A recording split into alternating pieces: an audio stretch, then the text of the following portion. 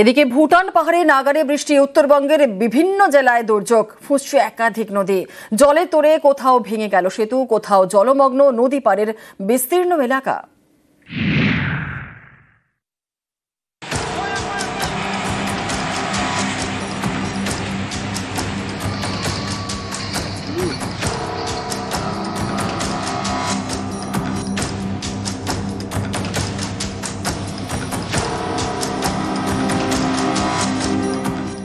নদীতে ভয়ঙ্কর স্রোত, তলিয়ে গেল বাড়ি,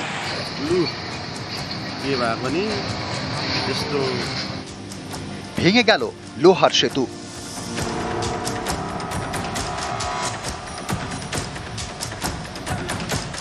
শনিবার রাত থেকে উত্তরবঙ্গের বিভিন্ন জেলায় নাগাড়ে বৃষ্টি। বৃষ্টি হচ্ছে ভুটানেও, জোড়া ফলায় উত্তরবঙ্গে ফুঁসছে একাধিক নদী।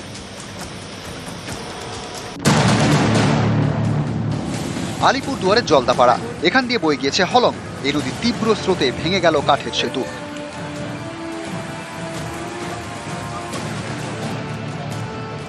জলদাপাড়া টুরিস্ট লজে যাতায়াত বন্ধ, আটকে পড়েন পর্যটকরা। সিসামারায় একই ছবি, নদী বাঁধ ভেঙে জলমগ্ন জলদাপাড়া বাজার, নেপালি বস্তি সহ বিস্তীর্ণ এলাকা। আলিপুরদুয়ারের হাসিমারায় ফুঁসছে তোরসা, জারি করা হয়েছে সতর্কতা।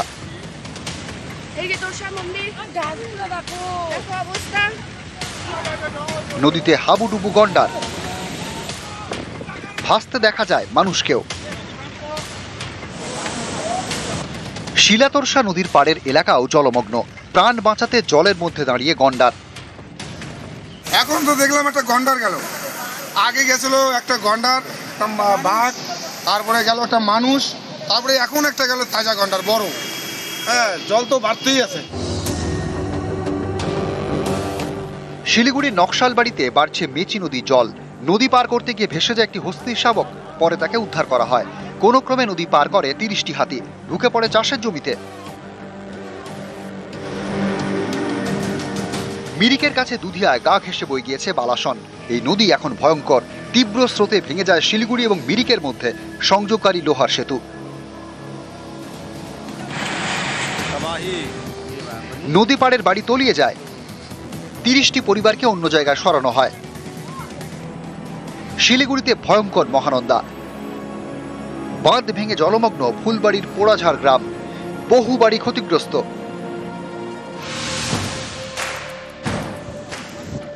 জলপাইগুড়িতেও রাতভর বৃষ্টি, তিস্তা, জলঢাকা, কালীখোলা, আংড়া ভাষা নদী এখন ভয়ঙ্কর।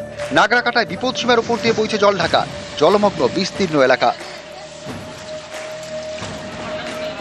এই নাগরাকাটাতেই কালীখোলা নদীর স্রোতে ক্ষতিগ্রস্ত সেতু, বন্ধ হয়ে যায় যান চলাচল।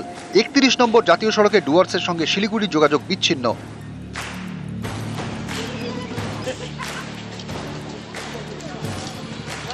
বানারহাটের এলআরপি মোড় এরিয়া, কার্গিল বস্তি এরিয়াগুলোতে একটু ফ্লোটিংটা রয়েছে। আমাদের সমস্ত জায়গাতে টিমগুলো পাঠানো রয়েছে, রেস্কিউ অপারেশনটা চলছে। ভাসছে ডুয়ার্সের বিস্তীর্ণ বনাঞ্চল, তিস্তা পেরিয়ে ডাঙায় ওঠে একটি গন্ডার। জলপাইগুড়ির ক্রান্তিতে জলের মধ্যে দাঁড়িয়ে হাতি। তিস্তা পাড়ে জারি করা হয়েছে সতর্কতা। বিবেকানন্দ পল্লী এলাকার নদী বাঁধে ধরা পড়েছে ফাটল।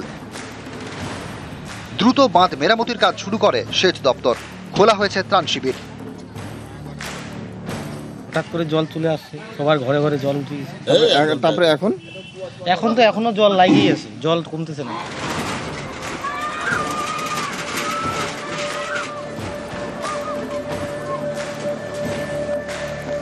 জলপাইগুড়িতে ফুঁসছে ডায়না নদী, জলমগ্ন বানারহাটে তোতাপাড়া বস্তি।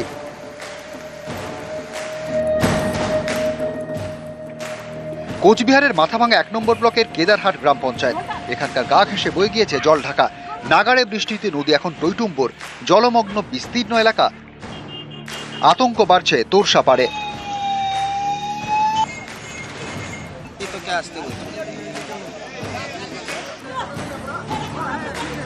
নিউজ 18 বাংলা।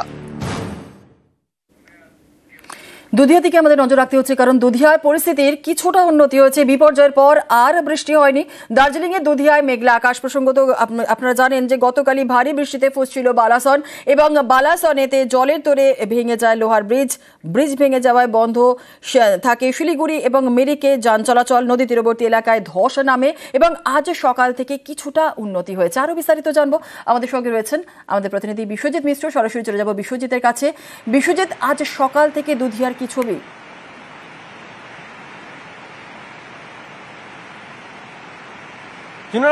রাতভর বৃষ্টি না হয় কিছুটা হলেও নদীর জল কমেছে, কিন্তু তারপরেও এই ভয়াল বালাসনের চিত্রটা কিন্তু বদলায়নি। ছবি যদি তুমি দেখো তাতে কিন্তু দেখবে যে তীব্র গতিবেগে গতকাল থেকে কিন্তু প্রবাহিত হচ্ছিল বালাসন, তার ছবি কিন্তু এখনো বর্তমান রয়েছে।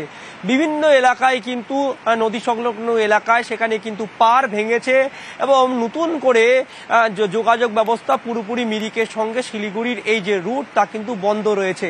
প্রায় 50 মিটার এলাকা, তোমাকে আমি ছবিটা যদি দেখাই, যে ব্রিজের যে অংশটা গতকাল ভেঙে গিয়েছিল সেই অংশের যে পিলার রয়েছে 3 নম্বর পিলার, তা কিছুটা হলেও ঝুঁকেছে রাতের পর, এবং যে ব্রিজ রয়েছে তাও কিন্তু অনেকটা ঝুঁকেছে। এবং স্থানীয় বাসিন্দা থেকে শুরু করে যারা জনপ্রতিনিধি তারাও কিন্তু ঘটনাস্থলে সকাল থেকে তদারকি করছেন। এবং এই যে ব্রিজ গুরুত্বপূর্ণ, কারণ শুধুমাত্র পর্যটক বা মানুষ যাতায়াতের জন্য নয়, এখানে বিএসএফ এর ক্যাম্প রয়েছে এবং ফায়ারিং রেঞ্জ রয়েছে, অর্থাৎ সেনাবাহিনীর ক্ষেত্রেও কিন্তু এই ব্রিজ অতি গুরুত্বপূর্ণ। সেদিক থেকে নজর রাখতে গেলে সেনাবাহিনী গতকাল এই ব্রিজকে মেরামত অর্থাৎ বেইলি ব্রিজ করার জন্য তারাও কিন্তু কাজ শুরু করে দিয়েছে। আজও সেনাবাহিনীর আধিকারিকরা এই ঘটনাস্থল আসবেন এবং বেইলি ব্রিজ করার কিন্তু পরিকল্পনা তাদের রয়েছে। যদি তোমাকে সামনের চিত্রটা দেখাই, সেখানে কিন্তু বিএসএফ এর ফায়ারিং রেঞ্জ রয়েছে। সেই বিএসএফ এর ফায়ারিং রেঞ্জ যে এলাকা, সেখানেও কিন্তু নদীতে ধস নেমেছে এবং যার জেরে কিন্তু আতঙ্ক বিরাজ করছে।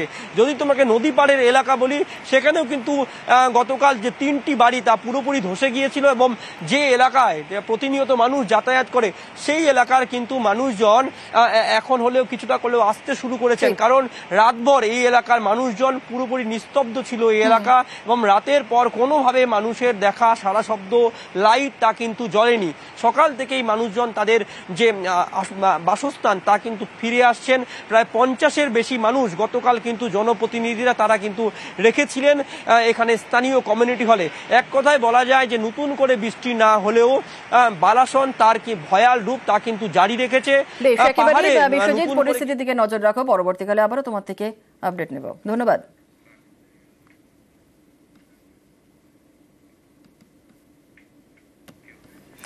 আর উত্তরবঙ্গে দুর্যোগ কমার পূর্বাভাস রয়েছে। আজকে ভারী বৃষ্টির সতর্কতা শুধুমাত্র আলিপুরদুয়ার এবং বাকি সব জেলায় বিক্ষিপ্ত বৃষ্টির পূর্বাভাস রয়েছে। আর কি বলছে আবহাওয়া অফিস জানবো, আমাদের সঙ্গে আমাদের প্রতিনিধি বিশ্বজিৎ সাহা রয়েছে। বিশ্বজিৎ, কি বলছে আবহাওয়া অফিস? দেখো, বঙ্গোপসাগরের যে নিম্নচাপ সেটি ক্রমশ সরে বিহারের উপর অবস্থান করছিল বলে যে দুর্যোগ, সেই দুর্যোগের ঘনঘটা হয়েছিল উত্তরবঙ্গ, সিকিম সহ পার্বত্য এলাকায়, এবং সেই নিম্নচাপটি ঘূর্ণাবর্তে পরিণত হয়েছে এবং ক্রমশ শক্তি কমে যাচ্ছে এবং তার যে প্রভাব সেটাও কমবে। আজ উত্তরবঙ্গে অনেকটাই পরিস্থিতির উন্নতি হবে, অর্থাৎ যে লাল সতর্কতা ছিল বিভিন্ন জায়গায় অতিবৃষ্টির, সেই বৃষ্টি শুধুমাত্র ভারী বৃষ্টি শুধুমাত্র আলিপুরদুয়ারের কিছু এলাকায় হবে।